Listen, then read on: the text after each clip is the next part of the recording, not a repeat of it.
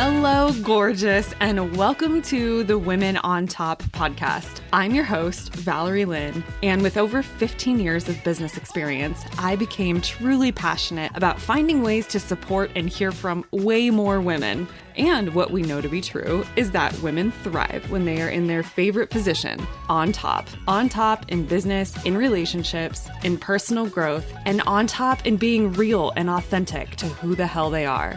So I invite you to sit back and enjoy the Women on Top podcast. Welcome back to the Women on Top, and I am so happy to be sitting here with you today. Today, it is actually going to be just me talking to you. So it is not an interview today. I decided it was high time that I record a solo episode. And for many of you who know me or have been following me, you know that I went through a layoff last summer. And so I want to kind of talk a little bit about that and talk about where I am now. And right now, what I would say is that I am so happy to share that I have found a job.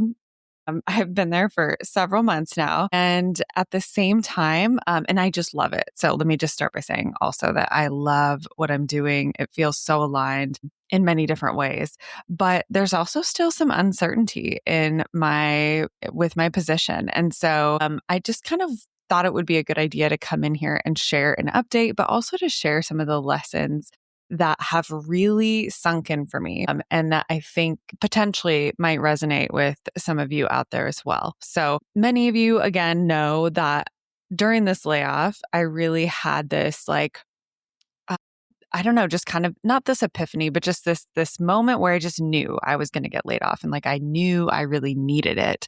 I don't know if you've ever felt that where you kind of know something is coming and it's going to be life-changing, but you're like, gosh, I feel like for some reason, this is meant for me right here, right now. And I need the lessons that are going to come from this. And that was exactly how I felt. And of course, lo and behold, I get laid off. And I also knew, so to kind of add some context, I knew that I needed to kind of heal some of my internal narrative around my career. And I wasn't quite sure what that even meant. I just knew that I had been with the same organization for 17 years. And anytime you're in one place for that long, there's a level of comfort. There's a level of, gosh, am I ever going to leave? And I think I could just stay here forever. But that isn't always the best thing. So I know people are like, gosh, wow, that's really impressive that you stayed that long. And I would say for those years, it did definitely serve me. But I also think you get to moments in your life, whatever those moments are for you, where you feel like, gosh, I feel like I need to know what else is out there. Or I'm just ready for the next thing. And I was definitely at that place. So my time with that organization comes to an end. And despite the fact that I thought, gosh, I have all of these years of experience and I've, worked my way through every corner of HR ever possible. Despite all of that, I was up against a really difficult job market. And I didn't know that was what I was going into. I knew it was a little bit challenging, but I didn't know how tough it really was going to be. And also sometimes I think when we know, yes, I know it's going to be hard, but I just had this thought of I'm going to find something even better. I'm going to find something even more flashy. I'm going to find something where I'm in the spotlight even more. I'm going to be able to kind of ride out into the sunset on my high horse and be able to show my former colleagues, look at this great job that I got. And it would be kind of this my name in flashing lights moment for whatever reason. I just thought that I would have this kind of glow up, if you will. And it turns out that's really not what I needed and not the lesson that the universe wanted me to experience. So as I was going through the layoff, and for those of you who are experiencing the job market right now, let me just first say that it's not you, it is actually the market. And I just want to say that out loud. And I got to a point where, I'm applying, I'm talking to people, I'm more earnestly looking. It had been several months and I just want a job at this point. So lo and behold, I get this call from a recruiter for a position. And of course, I'm excited. At this point, I just want some safety and security. And I just want to feel like, okay, I can land on my feet for a minute because it is anxiety producing. Anytime you have no job, like despite having a severance or being eligible for unemployment or different things of that nature, it really does produce, at least for me, I'm somebody that needs that security, and it is anxiety producing for sure. So I end up interviewing for this role. I end up going through the phone screen. So, first things first, this position is less money than I was making my past role, which is fine enough. The title was elevated. So, that maybe should have been a first red flag. Like, they're asking me for less money, but a higher title and more responsibility. Interesting. But again, it's the market. So I'm going to continue. And the phone screen was the second red flag, which was just the recruiter asking some basic questions. But let me just say that the way in which the questions were asked, and the way in which that conversation went was just very dry, very basic. And that can be okay. That, they're just doing their job. They're just trying to see if you're qualified. So, but a little bit of maybe a yellow flag, not a red flag. And then they asked me to do a project, which is a new thing in the market now. So I complete that. And then the third process, or part of this process, was then finally meeting with the hiring manager and somebody from HR. And when I tell you that it was the worst interview experience of my life, I mean that in the sense that not that they were rude or not that they were rude or anything, disrespectful completely. However, I have never gone through an interview before where they had their faces not angled at the camera. So I was essentially like talking to the side of their face while they were taking notes. And these two individuals had zero personality. Like, I don't know if you've ever just talked to yourself or talked to a wall, but I feel like I would have rather had done that than talk to these two individuals. There was like zero nodding, zero expression, just nothing. So I go through all their questions and these scenarios, and I had been studying and I had been just, again, like hoping that this would work out because at least it could be something. And it's generally within the field that I work in. Although the actual job, the actual work, I would say 85 to 90% of it wasn't work that I was really excited about. It was like, gosh, I could do this work, but I don't love it. So I'm going through all these questions, get to the end, and I am exhausted. Like my body is just like, felt like it got hit by a truck. I think because of the emotional toll that it takes when you're trying to fit yourself into a place that isn't actually right. So I go through this whole thing and I hear nothing from them for 2 to 3 weeks, like weeks after. I think it might have been even more than that. And I finally reach out to them to say, hey, just wanted to kind of close the loop on this. Could you let me know where we're at? And I get a very formalized, like, again, not personal at all, just thanks, but no thanks message. And it wasn't even in response to my email. It was just kind of like one of those auto-generated thanks, but no thanks right away after I sent my follow-up email. And I felt deflated. I really did at the time just feel like, wow, if this is what I'm up against in the market, if this is what I have to do in order to get a job, then I would rather be a bartender. Like I would rather do something that allows my personality to come out than have to deal with this. And as a kind of aside, I did go and get my license to be able to go serve and bartend, which is fun. I honestly enjoy the process, being able to meet people and talk to people. So, and nothing wrong with, I think that career is so incredible for so many people that do so well with it. But it wasn't my be all end all. It was just like, gosh, this is something I could do on the side.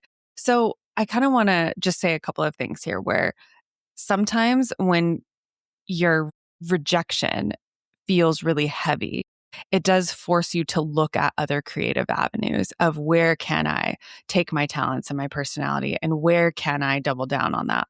But then in addition, what this process was really doing for me and what I want to share, actually, I'm going to share the experience of the interview that I had after this, and then I'll give you kind of the lessons at the end, because I really was like living into this moment of like, oh my gosh, what's going to be next? And the level of uncertainty, the level of fear and feeling scared that comes from this not knowing. And when that not knowing is attached to money and is attached to your home and is attached to all these things that make you feel secure, it really does something to your mind. At least it did for me. But the other thing that it did is it forced me to get even more clear, even though, okay, so it forced me to get even more clear on who I am and what I'm about and what I really, really love.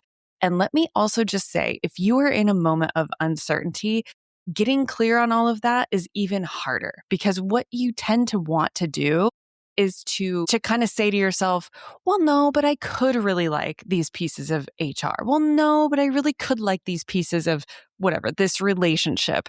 And you kind of try to fit yourself into a box. Your subconscious is doing that because it wants to protect you.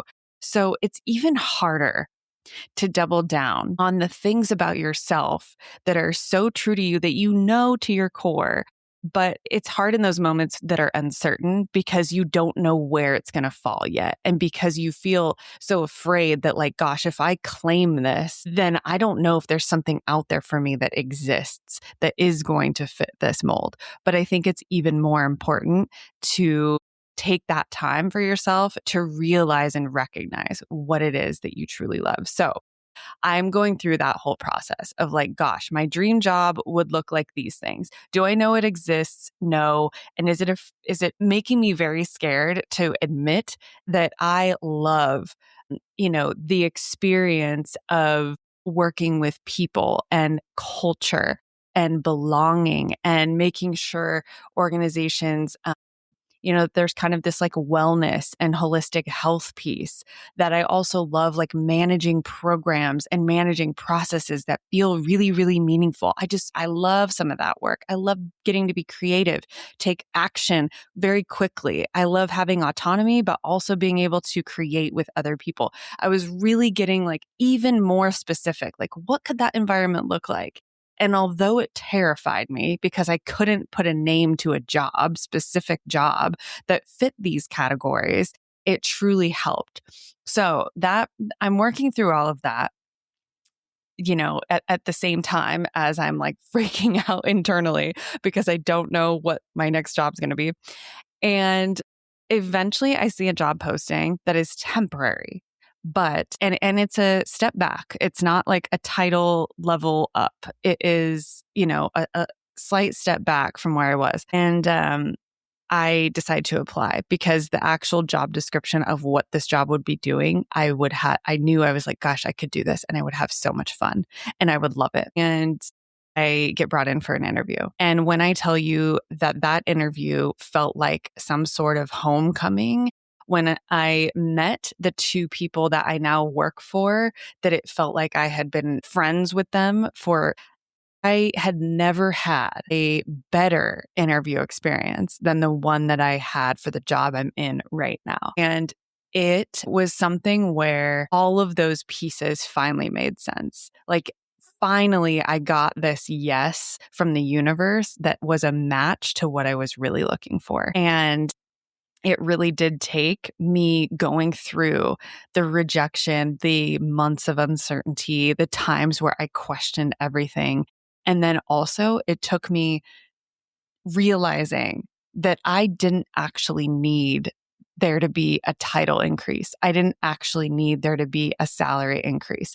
And I want to add another story to this. So long story short, I end up getting this job and I am thrilled. Like the level of yes, full body yes inside my actual physical body was just totally on board. Everything about it, I was so excited. It's a temporary job, it's a step back in title, and it's a step back in pay. People thought, I mean, not most people, but I would say there were people that thought, what are you doing? Why would you take something like that? It's still uncertain. But for me, it made complete sense. I think the universe likes to test you the minute that you start to feel the alignment happening. And and that's okay. So I had, of course, as it happens, I have another job that reaches out to me that wants to interview me. And this is for a very permanent position. This is for a title increase. This is for a salary increase from my last role that I was in. So not even like a lateral move, but like definitely an increase. Everything on paper is looking better. And I wasn't really that engaged with it at first, but I thought, gosh, I'll have some conversations because yes, I'm in a temporary role. I do need to be open to what's next. And I went through that whole process and continued to have one conversation after another, one interview after another. And the people were really, really wonderful. And I found that I continued to be interested in the work again, because this position was so much more in line with all of the things I had uncovered about myself, with who I really am to the core. But, and this was a big but, the products that this company sells and is about is something that I am just not on board with at all. So when it comes time, they actually end up offering me the role. They're so excited. And it was hard because I was excited about the people I was meeting.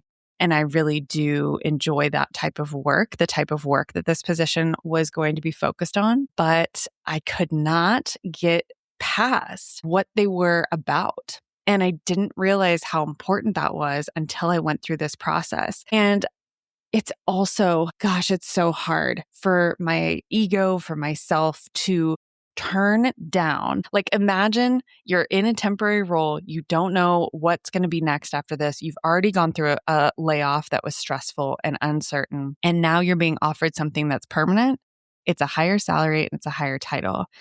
And it is so, so hard to turn down something that is on all accounts basically better than anything that you've had before, yet in your gut and physically, you just are not able to get on board. I had actually thought about saying yes to this job. I was like, gosh, I was talking to my partner and like, I think I need to take, we were having conversation, like, I think this needs to happen. It makes logical sense. And I went to bed and I didn't feel great that night, but I was like, gosh, I'm going to sleep on it. When I woke up in the morning, I felt sick to my stomach. And I knew I could not, there was no way I could take this job offer, even if that meant being uncertain. So I respectfully declined. And I'm still in a job right now that is temporary and I don't know what's next for me. But what I can tell you is that I knew that this was the right choice for me. And it took me going through all of this process, this entire journey to really discover that. And so I'm sharing all of these stories for you because I think it's really easy to say, what are your values? And you write down a bunch of words and you think you know what you stand for. But I think it's harder to commit to them. I think it's harder to actually live them out. And there are times in your life that you're going to be challenged and wonder why me? Why am I going through this? And what on earth is going to be next? And it's in those moments that your actual core values are unveiled and that you realize how much you have to own up to who you really are. So a couple of things that I want you to walk away with from this, and that I hope you take away with after listening to this. The biggest one I would say is that your body knows. Your body is infinitely intelligent and your body will tell you things before your mind even catches up. That sick to my stomach feeling that I had, the goosebumps that you get, the just visceral reaction that you have, that's all information. And I think the more that we can trust our body, the more that we can listen to it, the better that the guidance is going to be and the better that our lives get to be. And so I would say definitely start to tune into that a little bit more and trust that your body is going to give you the answers that you're looking for. So that's number one. I would also say this, that less and more are not necessarily opposites. So for me, choosing a smaller title and smaller paycheck can actually be the thing that gets you more peace, more joy, more fulfillment, more of your actual life back. Let me just say that the level of stress I have in my job right now is pretty much nowhere to be found. Like, yes, there's little stresses here and there, but the level of satisfaction and happiness that I get to actually do this work, to actually contribute. So what I'm doing right now is all related to employee experience, employee well-being, employee engagement, and programs and events and different things that support that strategy. And I love it. And I love the size of the organization that I work for. I love the speed at which I get to work. My body feels happier, coming back to that first one. And so for me, less actually was more. And I know we hear that, and I've heard that so many times, but when it came time to actually take action on it and say, yes, I'm willing to take less because I know this is so in alignment with what I want in this stage of life and what's important to me, it's very challenging to sometimes choose that in a society that rewards us for being busy, for being a bigger title, for being more than what we were, to continue to elevate up this mountain. But the mountain is you. The mountain is yours. You get to elevate in whatever way that looks and feels like for you. For me, this is elevation. Definitely. Like without a shadow of a doubt, I have made the right choice for me. And so I just want you to remember that sometimes less and more are not opposites. And then finally, I would just say that that secure feeling really was never about the job. I mean, yes, a job gives me that feeling. And of course, I'm so grateful to have one right now. But I would say that the more secure that I became with trusting my own judgment, with trusting that I was gifted these passions for a reason, and the universe is not going to let me completely fall. Like, the universe is not going to let me, I don't know, completely realize my worst fears. And even if it does, I know that I can trust myself enough to get back on my feet. But I think we have to all just recognize the fact that there is a place for all of us. And I kind of wish that I would have owned up to these pieces of myself almost earlier on. But it was reflected back on me recently. I went to a networking event and it was really fun, like a real amazing summer soiree. All these HR professionals were there. And I kept saying this line to everybody. I love the fun stuff of HR. I love employee experience. I love employee engagement. I love program management. I love it's just the fun, fluffy stuff. And somebody said to me, she goes, "You know what, Valerie? The thing is, not everyone loves that. Not everyone finds that fun. So kind of like, stop saying it that way. Like, just you love it. That's amazing. And just own that." So I want to remind you that not everyone finds what you think is fun. Not everyone is going to be passionate about those things that you're passionate about. And thank goodness. So there is definitely a place for you. And that secure feeling that you're looking for is only going to come from trusting those pieces of yourself and recognizing them and respecting them. So I hope that this helps you in some way, shape, or form to maybe take a little closer look at truly what is it that you love about your career or your relationships or whatever it is that you're feeling stuck in right now. And remember to listen to your body, because your body will give you clues far before your head will, far before your mind will. And to remember that less and more are not necessarily different from each other. They might mean different things to you than they mean to the rest of the world. So I'm just wishing you well on whatever journey you're on. And I also I wish for you a really rich life. I wish for you a really wealthy life, but you get to define what rich and what wealthy mean. And I think the last thing that I'll say to you in this conversation is that if you're stuck, another method that has worked really well for me is to continue to ask my 85-year-old self, what would my 85-year-old self be proud of? What would she really want from me right now? And the answers that version of me always give back are, she wants me to enjoy this time right now. She wants me to have the most fulfilling life. She wants me to be as present as possible.